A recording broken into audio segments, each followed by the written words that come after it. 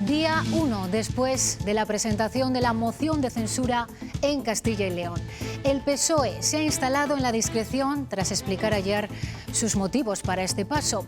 Y mientras Ciudadanos reafirma su compromiso con el Partido Popular de la Comunidad.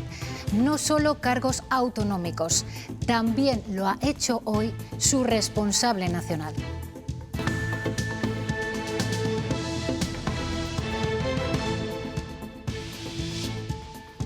La estabilidad y la cohesión de este gobierno está garantizada. Nada nos va a distraer, nadie nos va a distraer, nada nos va a apartar de la tarea que tenemos delante.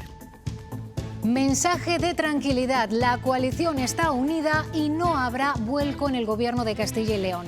Hola, ¿cómo están? Tras la sacudida política de ayer, con implicaciones en nuestra comunidad en forma de moción de censura del PSOE, los socios de gobierno de la Junta escenifican hoy su unidad. La estabilidad en Castilla y León, repiten ambos, está garantizada. Ana Rayaces. Sí, no hay fisuras en el gobierno regional. Mensaje de tranquilidad a los ciudadanos aquí en Castilla y León. Se va a agotar la legislatura, dice el presidente de la Junta, que ayer en ningún momento se le pasó por la cabeza adelantar las elecciones como se ha hecho su compañera de partido en Madrid. Dice que eso hubiera sido una irresponsabilidad. En Castilla y León el pacto sigue vivo. Respaldo al gobierno de Castilla y León también por parte de Inés Arrimadas. La semana que viene se reunirá con Mañueco. Hoy responde a quienes la recriminan haber dinamitado las relaciones con el Partido Popular. Ella insiste, no apoyará la moción del PSOE en Castilla y León. Yo hablé con Pablo Casado y así se lo dije, que nosotros no íbamos a hacer nada en ningún otro gobierno. Y yo le digo que vamos a votar en contra de la moción de censura en Castilla y León del Partido Socialista y se va a ver que es que no había nada más. ¿Y cuándo será el pleno de la moción de censura? Pues la mesa de las Cortes se reunirá el martes que viene para analizar la moción. A partir de ahí marcará una fecha, probablemente la penúltima semana de marzo. Y hay otra fecha imborrable en nuestra memoria colectiva por el dolor y sufrimiento que lleva aparejada. Se cumplen 17 años de los atentados del 11 de marzo. Varios actos rinden hoy homenaje a las víctimas del peor atentado en la historia de nuestro país. La cadena de explosiones en 4 trenes de cercanías de Madrid acabó con la vida de 191 personas y causó heridas a más de 2.000. Y hoy también, con el testimonio de los castellanos y leoneses que vivían entonces en Japón, recordaremos el terremoto y el tsunami posterior que arrasó parte del país hace justo una década. Que no era como de costumbre, fueron como 3 o 4 minutos eternos. Me di cuenta de lo que era aquello, ¿no? Porque el edificio se movía como si fuera una caña de bambú. Y en cuanto al tiempo, han llegado muchas nubes y hemos amanecido con mucho menos frío.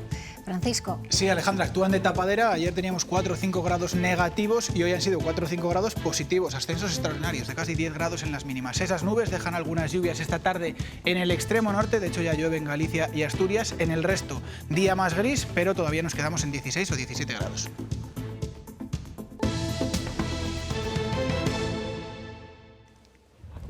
Presidente y vicepresidente flanqueados por el grueso de su gobierno de coalición. Una imagen que no veíamos desde que se conformara tras las elecciones de mayo de 2019 y con la que hoy escenifican que su unidad, su fortaleza es la misma que entonces. Unidos, cohesionados, satisfechos de la gestión compartida en estos casi 2 años de legislatura. Así han comparecido esta mañana el presidente y el vicepresidente de la Junta en respuesta a la moción de censura contra su ejecutivo de coalición presentada hace 24 horas por el Partido Socialista. Esa moción es una irresponsabilidad, ha remarcado Mañueco, y Gea está absolutamente confiado de que ningún procurador de su grupo la va a apoyar. Ana Rayaces. Sí, absoluta confianza, como dices, en sus compañeros de partido. Aquí no hay transfugismo. Han dicho, no hay nadie dispuesto a cambiar su voto por una prestación. Dice el presidente de la Junta que confía en su socio de gobierno, en Ciudadanos, y que ni hablar de adelantar elecciones. En ningún momento se me pasó por la cabeza la convocatoria de elecciones. Habría sido una irresponsabilidad, ha dicho el presidente de la Junta. A pesar del terremoto político, nunca se planteó hacer lo que sí hizo su compañera de partido en Madrid. Y ese mensaje de tranquilidad se lo trasladó a su compañero de coalición. Sus palabras fueron literalmente estas: mira, Paco, pase lo que pase, no convocaré elecciones, porque la gente no lo entendería. Porque Castilla y León no es Murcia. Aquí la estabilidad, dicen, está garantizada. La estabilidad y la cohesión de este gobierno está garantizada. Ambos aseguran tener el respaldo de sus directivas nacionales. Él me dio todo su respaldo. No hay ninguna duda de cuál es la postura de Ciudadanos a este respecto. Ningún procurador de Ciudadanos votará a favor de la moción de censura, ha dicho el vicepresidente, que cree que al portavoz del PSOE le han metido en un callejón sin salida. Les dijeron, oye, preséntala, a ver si a río revuelto pescamos algo, ¿no? Imagen de unidad, la de hoy, con la que han querido zanjar la polémica. El pacto sigue vivo en Castilla y León. El presidente de la Junta ha confirmado que la semana que viene mantendrá un encuentro con Inés Arrimadas, previsto con anterioridad a estos acontecimientos, pero que ahora cobra un mayor simbolismo. Precisamente sobre el apoyo de Arrimadas a la moción de censura de Murcia, Francisco Igea ha dicho esto. En un país cada vez más polarizado, cada vez más enfrentado, cada vez más irritado, no seré yo quien contribuya a esa estrategia. Nuestro partido hace honor a sus compromisos, y cuando los compromisos se cumplen, nosotros cumplimos. Y esta es nuestra estrategia, y es nuestra estrategia aquí y en todas partes. Hoy Inés Arrimadas ha lanzado dos mensajes muy claros sobre las mociones de censura de Murcia y de Castilla y León. Sobre Murcia, niega que la moción la haya negociado personalmente con Pedro Sánchez. Ha sido su grupo en esa comunidad autónoma, sostiene. Y sobre Castilla y León insiste en lo que viene diciendo desde ayer: no apoyarán a los socialistas. Yo hablé con Pablo Casado y así se lo dije, que nosotros no íbamos a hacer nada en ningún otro gobierno porque no se daban las circunstancias. Moreno Bonilla y Mañueco lo han cumplido perfectamente, han cumplido el acuerdo, pero la señora Ayuso no ha cumplido el acuerdo. Y yo le digo que vamos a votar en contra de la moción de censura en Castilla y León del Partido Socialista y se va a ver que es que no había nada más. Entre tanto, el PSOE, el artífice, se ha instalado en la discreción desde ayer, cuando registró la moción de censura en las Cortes a esta misma hora, y Tudanca explicó después que la irresponsabilidad del Partido Popular había precipitado este paso. Pues bien, aún no hay fecha concreta para el debate de esa moción. La Mesa de las Cortes, que es la que tiene que fijarla, mantendrá una primera reunión el martes 16 de marzo. En esa mesa, PP y Ciudadanos son mayoría. La moción de censura está recogida en el artículo 36 de nuestro Estatuto de Autonomía y en los artículos del 138 al 142 del Reglamento de las Cortes y permite al Parlamento forzar la sustitución del presidente de la Junta. En Castilla y León nunca se ha debatido ninguna, aunque planeó una durante la legislatura de José María Aznar en 1989 con el primer gobierno de coalición de la comunidad. En las Cortes se suceden a estas horas las reuniones. De momento se ha convocado mesa para el martes 16 a las 9:30 de la mañana. Mesa que analizará que la moción está correcta. Después podría convocarse otra mesa para el día 19 que fijará ya el debate de la moción. Si no se cambia nada, hay pleno convocado para el 23 y 24 de marzo. La sesión se iniciará con la presentación por parte de alguno de los 35 procuradores firmantes de la moción y a continuación el candidato expondría su programa de gobierno. Concluida su intervención, la sesión podría suspenderse hasta un máximo de 24 horas. Cuando se fije su reanudación, intervendrán los grupos parlamentarios. El Gobierno, al que se le plantea la moción, puede intervenir en cualquier momento, como ya vimos en el debate de la moción en el Congreso de octubre del pasado año. Si el candidato obtiene mayoría absoluta, 41 escaños, ya sería investido presidente. Así fue elegido Pedro Sánchez el 1 de junio de 2018 y al día siguiente juró su cargo ante el rey. Si Tudanca ganase la moción, nombraría un nuevo ejecutivo, que podría ser o no de coalición, en base a las negociaciones que lleve a cabo con quien le apoye. Es la sede del PSOE de Castilla y León esta misma mañana. Tranquilidad en el exterior, mientras dentro se trabaja intensamente la moción de censura. Sábado 20 de febrero, en un mensaje a los suyos, Ciudadanos tiene que reflexionar. Luis Tudanca adelantaba lo que 2 días después su secretaria de organización se preguntaba. ¿Descartamos la presentación de la moción de censura? Y también se respondía. No la descartamos. Desde Ciudadanos, imprescindible la primera reacción. Me parece del todo irresponsable. Pero daba igual. Su gobierno ya ha llegado al ocaso. Póngase usted a usted mismo la moción de censura. Esperemos que se sustancie de una vez si tienen valor. Con este panorama el PSOE se mostraba optimista. Creo que prosperará. Lo haremos, porque esta tierra lo necesita. Y también la Dirección Nacional Socialista, mientras la de Ciudadanos prefería no hablar. No nos vamos a distraer con rumores, no vamos a caer en ese juego. Pasan los días. No hemos dicho que vayamos a presentar una moción de censura mañana. Y este lunes Tudanca insistía, seguían trabajando. Más pronto que tarde haya una moción de censura. Así llegamos al día de ayer, por la mañana. Nos debemos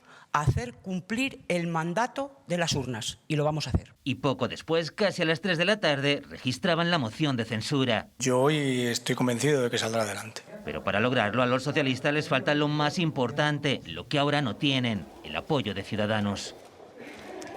La aritmética decidirá la suerte de la moción. El PSOE, que es el grupo con más escaños porque ganó las elecciones, necesita sumar a sus 35 al menos 6 votos más, hasta 41. No le basta con el grupo mixto. Vox votará en contra, así que necesita, en el mejor de los casos, el sí de 2 procuradores de Ciudadanos. De ahí que ayer Luis Tudanca les apremiara a que hicieran público lo que dice, sostienen en privado. El Partido Socialista cuenta con el apoyo de los 2 procuradores de Podemos. Con ellos suma 37, pero para que salga adelante la moción de censura debe llegar hasta los 41 apoyos. Necesita 4 votos más.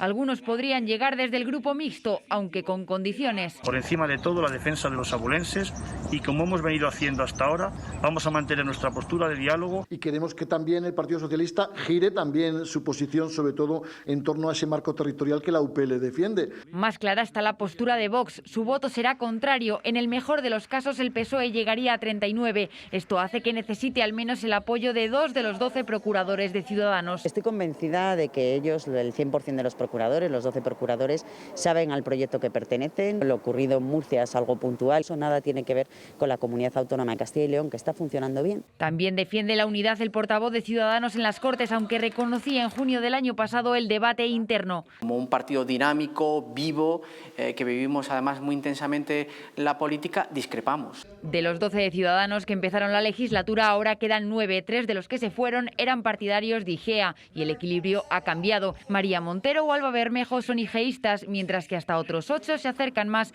a las ideas de Arrimadas. Son más de 4 y a estas posibles discrepancias son a las que se aferran los socialistas. Además, el procurador José Ignacio Delgado no estará al permanecer en la UCI por coronavirus.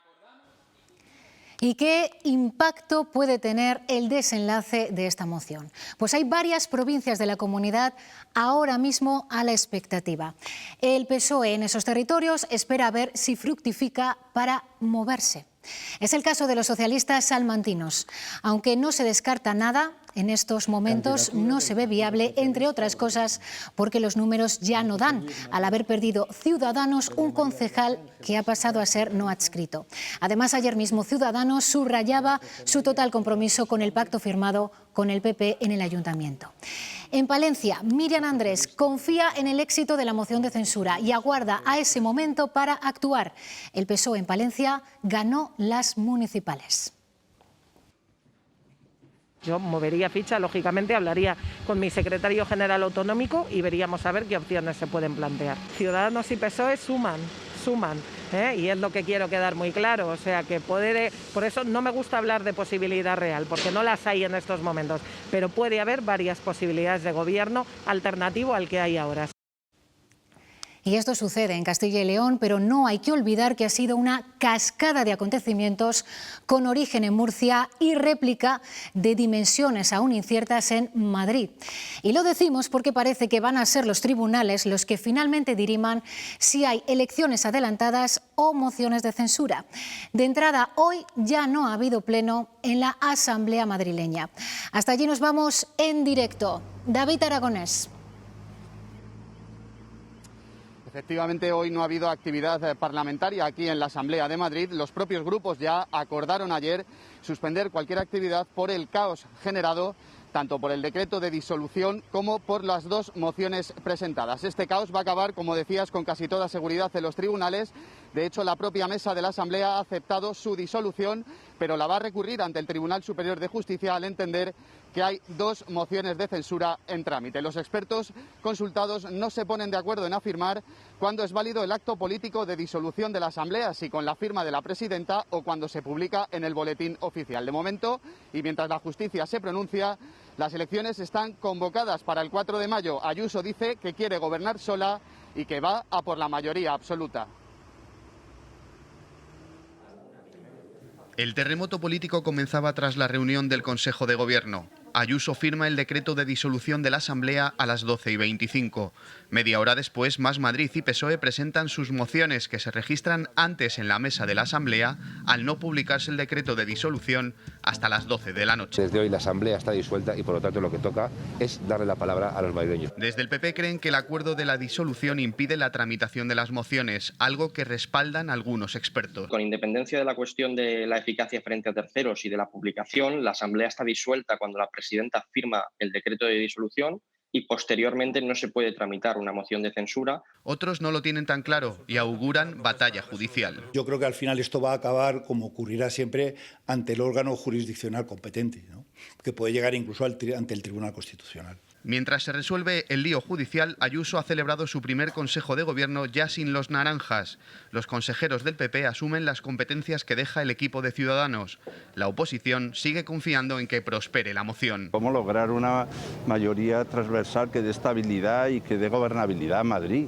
El PSOE, como hiciera en Cataluña, podría buscar candidato en el Gobierno. Me veo como ministra de Defensa. El movimiento de Ayuso parece haber cogido con el pie cambiado en Ferraz.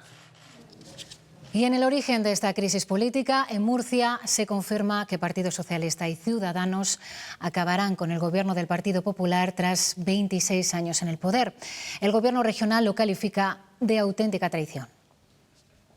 Subidas de impuestos, menos libertad educativa, más inestabilidad política y más incertidumbre.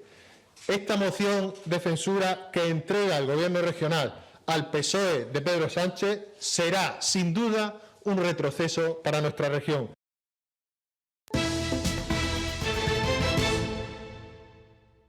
No teníamos planes para Semana Santa, así que no nos afectaba para nada. Ya me temía que esto iba a ser así, entonces no voy a hacer nada, lógicamente. Conocer más a lo mejor la provincia o alguna provincia cercana. Quedarme, como ves, quedarme en casa. No se puede juntar uno con nadie, ni con familia, ni con nada, pues nos quedamos en casa sin problema. Son las primeras reacciones de ustedes al plan de Semana Santa con cierre perimetral y toque de queda a las 10 de la noche. Y hasta que pasen esas fechas, la Junta no va a relajar más medidas. Por cierto, que el vicepresidente Igea aseguraba que cumplía todas las vigentes en esta situación, difundida ayer con fotografías por una plataforma de hostelería. Asegura que comprende el enfado del sector hace meses. Estábamos 3 mesas separadas, las personas en las correspondientes a las mesas, todos con mascarillas, se ve perfectamente en las fotos. Y yo creo que no es este el momento, además, quizás, ¿no?, para que los ciudadanos vean si nos enredamos en un terraza gate que no parece que tenga mucho sentido. Precisamente las reuniones sociales seguirán limitadas en Semana Santa para seguir reduciendo los contagios, que hoy descienden hasta los 220. Son menos que el pasado jueves y el número de fallecidos es el más bajo de 2021. Han perdido la vida 5 personas en los hospitales, 2 de ellas en Ávila. Preocupa la situación de Segovia por el alto índice de reproducción del virus. La velocidad de contagios no ha parado de crecer desde el pasado domingo en la provincia de Segovia y esto ha hecho que el índice reproductivo básico por coronavirus se sitúe en nivel de riesgo en 1. Esto supone que cada segoviano contagia al menos a un tercero. Las autoridades sanitarias hoy lanzaban un mensaje de tranquilidad porque recordaban que en esta provincia se registra una media de 15 nuevos positivos diarios. Son cifras tan bajas que cualquier nuevo caso altera las estadísticas. Luz verde a la vacuna de Janssen. Será la cuarta disponible contra el COVID-19 en Europa. Así lo ha decidido esta mañana la Agencia Europea del Medicamento. España espera recibirla a principios del mes de abril. Hasta la fecha es la primera vacuna que solo necesita de una sola dosis para garantizar la inmunidad. Y entre tanto, con las vacunas disponibles, la Administración avanza. Hoy hemos visto cómo recibían la primera dosis mayores de 80 años en este polideportivo de Medina del Campo, en Valladolid. La atención está puesta ahora en la vacuna de AstraZeneca. Hoy el Ministerio decidirá si se administra también a personas de entre 55 y 65 años, como piden algunas comunidades autónomas. En Dinamarca dejarán de vacunar con las dosis de este laboratorio porque se han registrado graves casos de trombos en personas que la habían recibido. Hay días donde pues sí, uno está más cansado, más cabreado y no puedes explicar por qué. Psicológicamente sí que es un poco duro, que ya es bastante tiempo y sí que gustaría que esto se terminase. Los universitarios fueron los primeros en ver cómo el COVID interrumpía sus vidas al suspenderse las clases hace ya un año. El confinamiento y las restricciones están pasando factura en su salud mental. Una investigación de la Universidad de Burgos, financiada con fondos FEDER y la Junta, detecta niveles de ansiedad y depresión por encima del doble que en el resto de la población. La generación del WhatsApp y las redes sociales es al mismo tiempo la que más necesita el contacto físico. Echamos de menos sobre todo la vida social, lo que viene saliendo de fiesta, interactuar con gente también. Ni las videollamadas ni los aplausos en el balcón han podido paliar el impacto del confinamiento en el estado emocional y psicológico de los jóvenes de entre 18 y 30 años. Ya en el primer momento del confinamiento, el 51% de los jóvenes presentaban síntomas de mala salud mental. Para aliviar su malestar, los jóvenes han recurrido al humor o a pensar en el futuro. Planificamos muchas cosas que al final nunca sabes si vas a poder, pero pues habrá que vivir un poco de eso. Pero según los investigadores de la Universidad de Burgos, estas vías de escape no han sido suficientes. El problema de los jóvenes es cuando se disparan, empiezan a buscar formas de poder reaccionar ante esa situación y ninguna de ellas, al fin y al cabo, les lleva a un alivio, ¿no? Y eso es lo que les produce, por lo tanto, esta mayor ansiedad, esta mayor depresión. Los menores de 30 años son quienes más están padeciendo ahora la fatiga pandémica. Veían que su capacidad de control no era la que ellos les hubiese deseado y por lo tanto eso agota. Es una de las secuelas que anticipa la otra pandemia, la de la salud mental, y que hay que prevenir. Castilla y León es la primera comunidad que acoge a un grupo de menores no acompañados procedentes de Canarias. Tienen entre 13 y 16 años y habían llegado a las islas solos, en cayucos o en pateras. Teresa Gavilán, ya están aquí algunos de ellos. 10 menores ya están en centros de acogida de las provincias de León, Zamora y Palencia y 15 más llegarán antes de que finalice este mes de marzo. No es la primera vez que Castilla y León responde a la llamada de Canarias, porque el año pasado 88 menores estuvieron bajo la tutela de la comunidad. Ahora mismo el Gobierno canario tiene bajo su responsabilidad a 2.600 menores que han llegado solos a las islas ante el incremento de llegada de pateras. La consejera de Familia de Castilla y León ha destacado que esta es una tierra de solidaridad y acogida. Que estos menores llegan en patera a Canarias, llevan en patera a las costas de Andalucía o a Italia o a otros países del Mediterráneo, cuando vemos la suerte que corren algunos de ellos, todos nos rasgamos las vestiduras. Pero hay que pasar de las palabras, que a todo el mundo le salen en ese momento, a los hechos. Cruz Roja ha presentado sus datos sobre el impacto que la pandemia ha dejado en las familias españolas. Más de 3,5 millones de personas han tenido que recibir asistencia dentro del plan especial que ha puesto en marcha. Aumenta de esta forma en casi 1 millón si comparamos los datos del año 2019. Y durante 2020 en Castilla y León han recibido asistencia más de 127.000 personas. Comisiones Obreras y UGT han vuelto a salir a la calle para reclamar la subida del salario mínimo y la derogación de las reformas de pensiones y reforma laboral.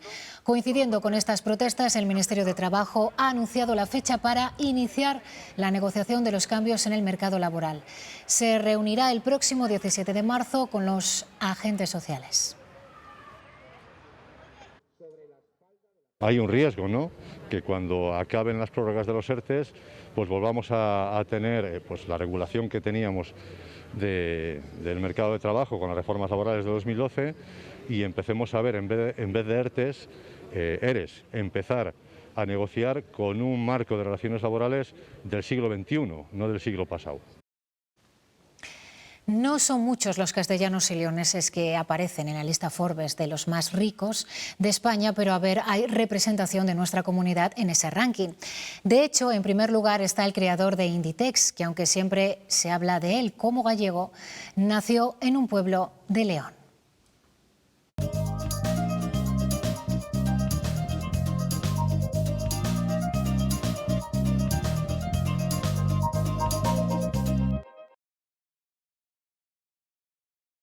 Año tras año es el leonés Amancio Ortega quien lidera la lista de los españoles más ricos. Sin embargo, la fortuna del creador de Inditex ha ido menguando de los 72.000 millones de euros del año 2015 a los 57.000 millones del año pasado. Quienes poco a poco han ido ascendiendo en la lista elaborada por Forbes son los hermanos Riveras Mera, vinculados a Burgos por vía paterna. Ambos son accionistas de Gestamp. En 5 años, Francisco ha pasado del puesto 57 al 22 con una fortuna de 1.100 millones de euros, con idéntica cantidad y tan solo una posición por detrás está Juan María. El segoviano Jesús Núñez Velázquez, cuya actividad empresarial está ligada a Madrid, empezó tímidamente en la lista en el puesto 92 hace 6 años. En 2019 escaló posiciones hasta alcanzar el 76, pero en 2020 desapareció del ranking de los más ricos. A él se unió por primera vez en 2018 el burgalés José Antolín Toledano, del Grupo Antolín. Lo hizo en el puesto 47. 2 años después descendió hasta el 73 con 300 millones de euros. En el ecuador de la lista apareció por primera vez el salmantino del Grupo Globalia, Juan José Hidalgo, que la abandonó en 2019. Los más adinerados de nuestro país han hecho fortuna en sectores como la construcción, el agroalimentario o las inversiones. Nada que ver con las profesiones a las que se dedican los más ricos del mundo: comercio electrónico y nuevas tecnologías.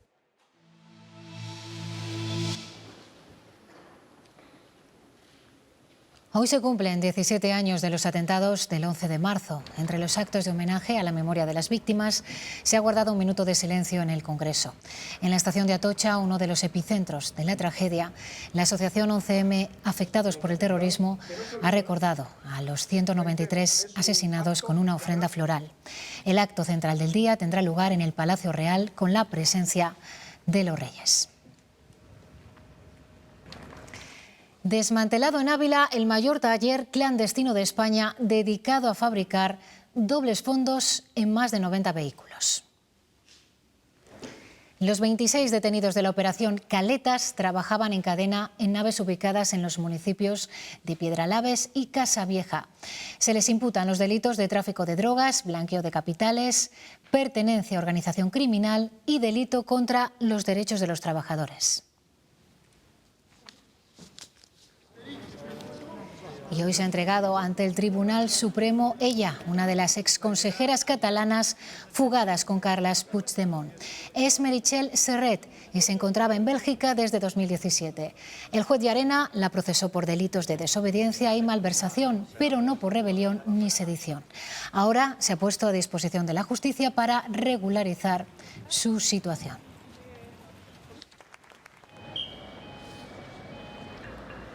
Un hombre de 81 años ha muerto esta mañana atropellado por un camión en el centro de Medina del Campo, en Valladolid. El suceso ha ocurrido en el cruce del puente de San Miguel de esta localidad. El peatón ha muerto en el lugar del suceso pese a los intentos de reanimación del personal sanitario.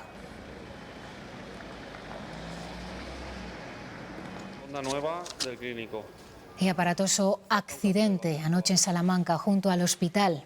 Pese a las imágenes, la conductora solo ha registrado heridas leves y pudo salir por su propio pie, aunque precisó de atención médica. El coche salió de la rotonda y se precipitó al vacío desde más de 15 metros de altura para acabar volcando en la ribera del río. En lo que va de 2021, 2 personas de la comunidad islámica de Soria han fallecido por coronavirus. La imposibilidad de repatriar los cuerpos y la falta de una parcela en el cementerio municipal han obligado a que tengan que ser enterrados en Burgos. Para la comunidad islámica de Soria, al drama de un fallecimiento de un familiar por coronavirus se suma también el tener que enterrarlo lejos de sus seres queridos. Desde 2015 llevan solicitando al Ayuntamiento de Soria una parcela para habilitarla como cementerio musulmán, pero a día de hoy no hay respuesta. Si aquí tenemos un cementerio y la persona antes de morir tiene esa voluntad de enterrarse aquí, pues tiene que tener esa alternativa. Más que nada porque esa persona vive aquí, trabaja aquí y hace su vida aquí. Hasta ahora optaban por repatriar los restos mortales de sus familias a sus países de origen, pero los positivos por coronavirus no pueden ser repatriados, una circunstancia que ha hecho que tengan que optar por trasladarlos a los cementerios de otras provincias, con todo lo que ello conlleva. Lleva 20 o 25 en Soria viviendo, tiene aquí a sus nietos, a sus hijos, y ahora tener que llevarlo a Burgos a enterrar, pues obviamente que para la familia es es un dolor añadido. Aquí es precisamente en el cementerio de Burgos donde descansan ya los restos mortales de 2 miembros de la comunidad islámica soriana, un cementerio cuyo primer enterramiento islámico data de 1939. El primer musulmán en ser enterrado en la zona habilitada para enterramientos civiles fue un miembro de la antigua Guardia de Franco.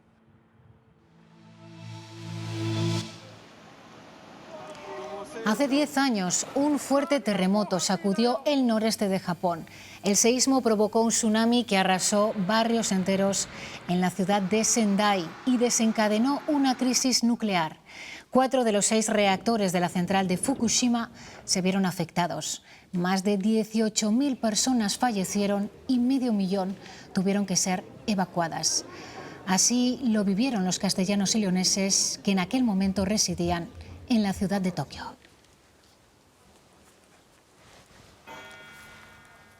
La segoviana Patricia de Miguel vivía en Tokio en 2011. Allí le sorprendió el gran terremoto de Tohoku en un 11º piso. Normalmente los terremotos ocurren todos los días en Japón. A veces con el tracatar del tren, cuando vas en el metro, en el tren, no te enteras. No era como de costumbre, fueron como 3 o 4 minutos eternos. El salmantino Enrique Álvarez llevaba entonces un año residiendo en Tokio. Él lo vivió desde un piso 22. Yo había vivido ya varios terremotos en Japón, pero claro, como ese nunca.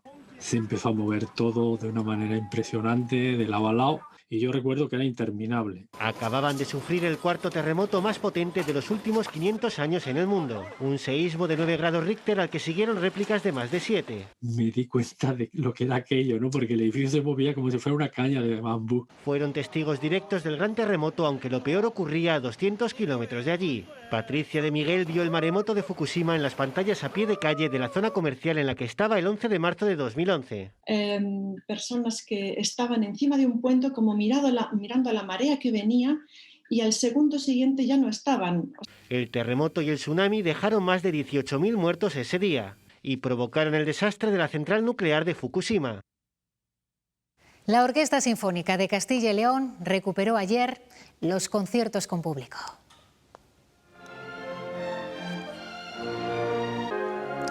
Con una ocupación del 27% de aforo, en el Centro Cultural Miguel Delibes de Valladolid se escucharon música y muchos aplausos. Hoy, mañana y el sábado seguirán estos conciertos con público y lo harán bajo la dirección del estadounidense James Conlon, que debuta con La Hostil.